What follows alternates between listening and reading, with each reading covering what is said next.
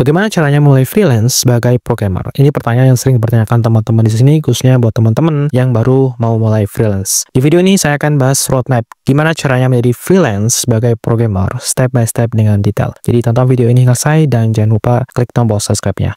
Tahap pertama adalah pilih tech stack yang serbaguna, di mana tech stack ini bisa kita gunakan untuk membuat apa saja. Kenapa? Karena kalau kita freelance, itu semuanya kita kerjakan sendiri. Dari front end, back end, design, kita juga harus bisa membuat aplikasi mobile. Kalau kalian butuh aplikasi mobile, kalau kalian butuhnya aplikasi desktop, kita juga harus bisa membuat aplikasi desktop. Dan disinilah pentingnya kita memilih tech stack yang kalau bisa hanya menggunakan satu bahasa pemrograman yang bisa kita gunakan di mana-mana atau cross platform. Dan menurut saya JavaScript adalah pilihan yang tepat. Kenapa? Karena dengan JavaScript kita bisa bikin aplikasi web. Kalau kita mau bikin front end, ada React.js, ada Next.js, Angular, ada Vue. Kemudian kalau kita mau bikin back end, kita bisa pakai Express, ada Nest, ada Happy, dan masih banyak lagi yang lainnya. Kalau kita ingin membuat aplikasi mobile, kita bisa pakai React Native, kita bisa pakai Expogo, tinggal scan, kita bisa langsung running di HP kita. Kita nggak perlu pakai emulator, buka Android Studio, dan tentunya juga laptop kita jadi lebih ringan. Kalau kita ingin membuat aplikasi desktop, kita bisa pakai Electron, dan itulah powerfulnya si JavaScript. Kita bisa bikin apa saja hanya dengan satu bahasa pemrograman. Selanjutnya, setelah teman-teman menguasai teks-teksnya atau masih progres belajar, nggak perlu belajar semuanya, pilih salah satu aja. Setelah itu kita lanjut ke tahap membuat portfolio. Portfolio di sini bukan hanya sembarang portfolio. Usahakan bikin portfolio yang case-nya itu banyak atau umum dicari oleh klien. Contoh, jika klien ingin membuat aplikasi e-commerce, kemudian project-nya kita jadikan portfolio, kita demokan ke mereka juga aplikasi e-commerce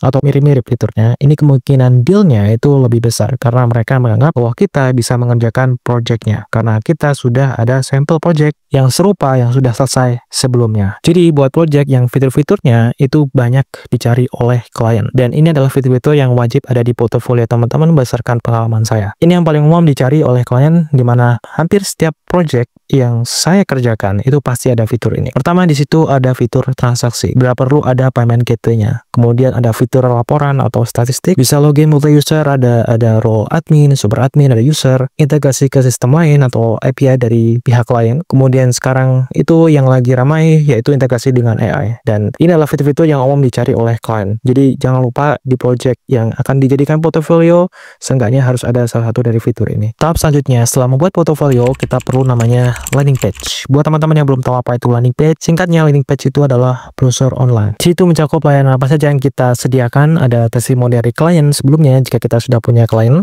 ada portofolio kita, ada kontak yang bisa dihubungin, ada button CTA atau call to action, dan lain-lain. Intinya di landing page ini isinya menjelaskan informasi tentang usaha kita. Setelah mempunyai landing page yang bagus, kita juga harus punya domain yang bagus.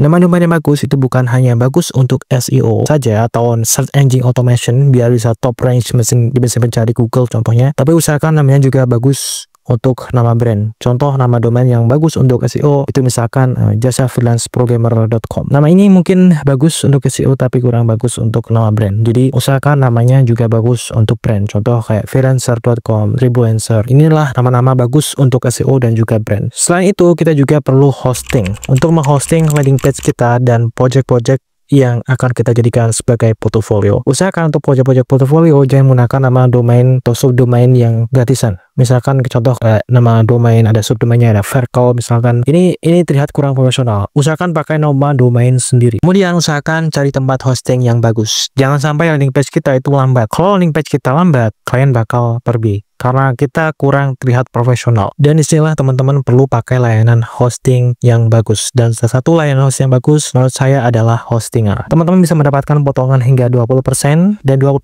itu lumayan banyak. Yang hanya perlu teman-teman lakukan adalah menggunakan link yang ada di deskripsi video ini. Maka akan otomatis mendapatkan potongan harga tersebut. Setelah kita menyiapkan semuanya, selanjutnya kita lanjut ke tahap mencari klien. Dan ini adalah tahap yang sangat sulit kalau kita nggak tahu caranya. Yang pertama ini adalah metode yang sering saya gunakan. Usahakan kita jangan mencari klien, tapi biarkan klien yang mencari kita. Gimana caranya? Bikin konten atau personal branding. Ini adalah cara yang paling simple, mudah, murah, dan gratis. Walaupun di video sebelumnya saya jelaskan gimana caranya mencari klien lewat Google Maps dengan menghubungi calon klien kita satu persatu. Ini bagus kalau kita tahu target kliennya dengan jelas. Kita tahu kemungkinan conversionnya untuk menjadi klien itu sangat tinggi. Tapi kalau kita masih nebak-nebak, ini sangat-sangat buang waktu, tenaga, dan resource kita. Karena kalau kita bandingkan dengan kita membuat konten, misalkan kita bikin video short, dengan satu video itu bisa menjangkau 1000 orang, jadi pesan kita itu tersampaikan ke 1000 orang. Kalau kita bandingkan dengan kita yang menghubungi mereka satu persatu untuk mencapai 1000 orang, itu effortnya sangat luar biasa. Jadi menggunakan cara dengan menghubungi klien satu persatu, itu bagus kalau kita tahu targetnya dengan tepat. Selanjutnya adalah belajar cara berkomunikasi. Ini adalah hal yang paling penting karena deal atau tidaknya itu biasanya ditentukan di tahap ini, termasuk semua cara-cara yang saya jelaskan sebelumnya itu akan ditentukan di sini. Semuanya akan sia-sia kalau kita gagal di tahap ini, dan termasuk harga. Salah satu yang menentukan harga itu juga dari cara kita berkomunikasi. Jadi kalau teman-teman yang tanya gimana cara menentukan harga, itu sebenarnya tidak ada harga fixnya. Semuanya itu tergantung dari cara kita bernegosiasi. Bagaimana caranya berkomunikasi dengan klien yang benar? Caranya adalah kita harus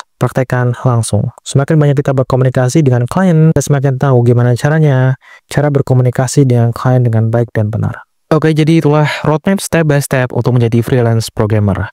Yang pertama adalah pilih tech stack yang serbaguna, biar bisa handle project apapun itu, dari front end, back end, mobile, sampai desktop. Kemudian bangun portofolio yang relevan. Utamakan fitur-fiturnya itu yang umum, sering kita gunakan. Kemudian buat landing page yang profesional, kemudian bangun personal branding, biar kita nggak terus-terusan mencari klien, tapi klien yang datang ke kita. Yang terakhir adalah latih skill komunikasi dan negosiasi, karena deal atau tidaknya project, harga itu ditentukan bukan cuma skill coding kita, tapi juga cara kita berkomunikasi dan negosiasi. Terima kasih sudah menonton video ini hingga selesai. Jangan lupa klik tombol subscribe-nya dan sampai jumpa di video selanjutnya.